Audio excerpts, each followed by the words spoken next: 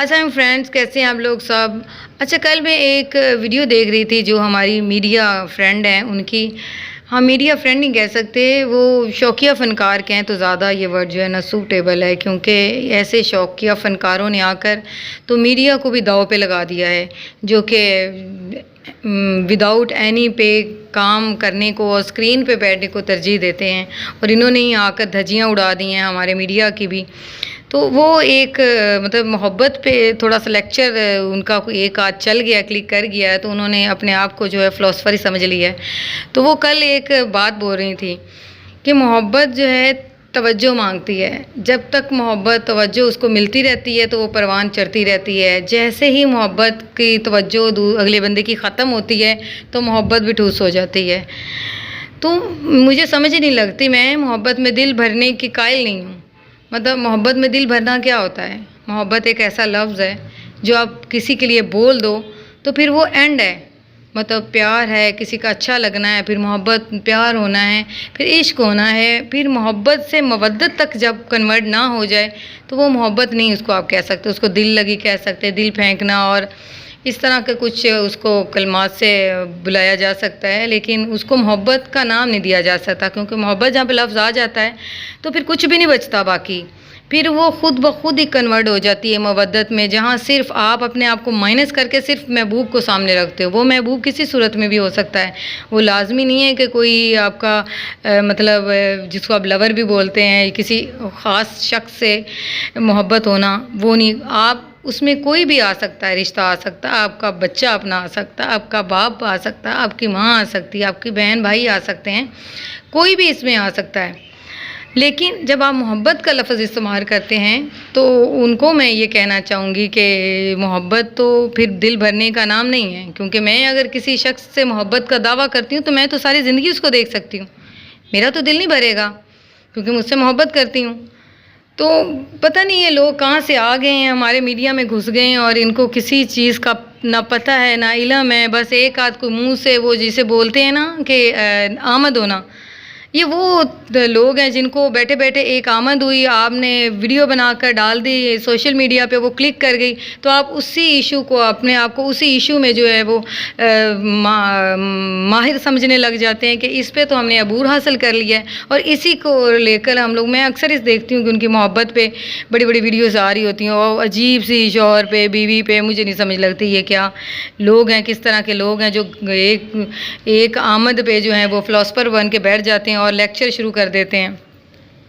लेकिन है नहीं, हो हर बंदे का अपना है, लेकिन ऐसे लोग जो हैं तबाही का बाइस बनते हैं किसी भी फील्ड के लिए।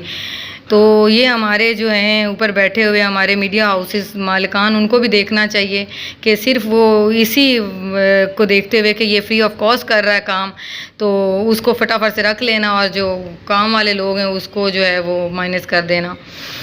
तो हम लोग अभी बाहर गए थे और बड़ा एक काम था और उसको विज़िट करने गए हुए थे मार्केट एक दो। लेकिन विज़िट करते करते वहाँ से वो डॉलर शॉप भी गए, वहाँ पे इतनी ज़्यादा चीज़ें थी वो देखी। कुछ ऑन का जो है वो गुल्लक टूट चुका था इससे, तो वो कह रहा था मुझे गुल्लक ला कर दें, इसको कलरफुल ये गुल्लक बहुत पसंद था, कह रहा था मैंने इसमें ना सेविंग करनी है। वो ला कर दिया इसको, उससे साइज़ में बड़ा ला दिया, इतना खुश हो गया। और अगले ही लम्हे पता नहीं मेरी ही अपनी नज़र लगी, क्योंकि मुझे वो इतना अच्छा लग रहा था जब मैंने ख़रीदा था। तो वो उसके हाथ से अभी वीडियो ही बना रही थी मैं, और जैसे वीडियो कैमरा बंद हुआ वो नीचे गिरा और टूट गया। और इतना रोया ना, इतना उसका दिल ख़राब हुआ। लेकिन मैंने उसको बड़ा तसल्ली दी, प्यार किया, पास बुला करके कोई बात नहीं हम कल और ले आएंगे, खैर है। लेकिन अब वो कह रहा था मामा ये ना लाना, वो दूसरा ले आना ना, प्लास्टिक का ले आना, ये टूट जाता है क्योंकि ये दूसरा इसका टूट गया है। और इसकी चीज़ का नुकसान हो या टूटे, इसका फीडर भी ऐसे टूट जाता है तो बहुत दुख होता था इसको शीशे का। फिर मैंने शीशे का लाना ही बंद कर दिया। बच्चे का दिल छोटा होता है, वो ऐसे पता नहीं क्या दिल पे ले लेता है चीज़। बड़ों की चीज़ पास हो अपनी तो वो एकदम से घबरा जाते हैं या परेशान हो जाते हैं, तो वो फिर बच्चा है। तो उसके बाद फिर मैंने कहा कि चलो खाना बनाते हैं। आज जो था आलू बैंगन पे बहुत दिल कर रहा था कि वाइट चावल के साथ बहुत बनाते होती थी अम्मी, वाइट चावल के साथ आलू बैंगन बनाती थी, साथ फिर सैलड और उसके साथ अचार, और बड़ा मज़े का अम्मी बना कर देती होती थी। लेकिन जब से अम्मी बिस्तर पे पड़ी हैं तो ख़ुद पे ही सारी पड़ गई बात, और उस शौक़ से नहीं बनाया जाता क्योंकि सारी ज़िम्मेदारियाँ होती हैं। लेकिन फिर भी खाना जो है मैं शौक़ से ही बनाती हूँ। तो आलू बैंगन लेकर आए और उसमें से इतने ज़्यादा जो है ना बैंगन वो ख़राब भी निकल आए।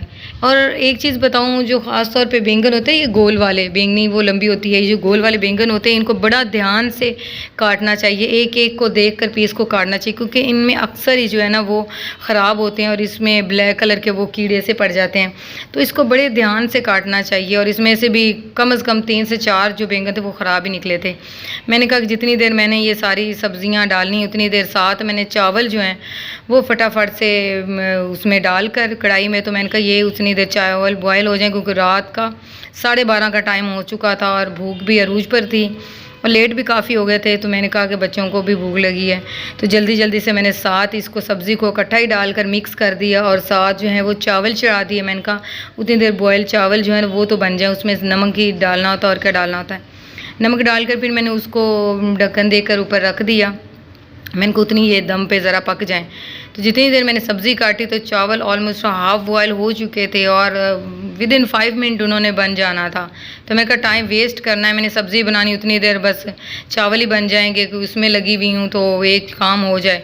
और उतनी देर में हमारे चावल बॉयल हो चुके, मैंने उसमें से पानी जो वो नितार लेती हूँ ताकि पानी उतार लें, तो उसकी जो वो आपके मोटा होने की कैलोरीज़ वगैरह वो जो ख़त्म हो जाती हैं, उसका वो टेस्ट जो जायका वो आप ख़त्म कर दें, तो सिर्फ वो सादे चावल ही बचते हैं, उससे आप मतलब डाइटिंग के लिए भी ठीक होते हैं।